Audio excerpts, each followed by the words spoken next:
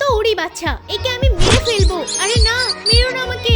এ ভাই কি করছিস? আর ইট দিয়ে কি চাপা দিলি? কই কিছু না, চল এখন ঘুরতে যাই। না না, কিছু তো একটা আছেই, তুই আমাকে বল না। আরে বাবা কিছুই নেই। না না, আমার তো এখন সন্দেহ হচ্ছে এই ইটটা নড়ছে মানে এর তলায় কিছু আছে। আরে ভাই নেই, চল না বাড়িতে, কিছুই নেই। তুই আমাকে একবার দেখতে দে, আমার মনের সন্দেহটা দূর হোক। আরে এটা কি?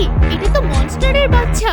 এই মনস্টারের বাচ্চাটার মা তো সবাইকে মেরে ফেলছে, কিন্তু এ তো নিরীহ বাচ্চা, একে মেরে ফেলা তো আমার উচিত হবে না। একে আমি ওর মায়ের কাছে দিয়ে আসি, তাহলে ওর মা হয়তো আমাদেরকেও ছেড়ে দেবে। ওরে বাবা, মনস্টার এখন আমার সামনে। আমি যাই তোমার মায়ের কাছে দিয়ে আসি, আশা করি তোমার মা তোমার অপেক্ষা করছে।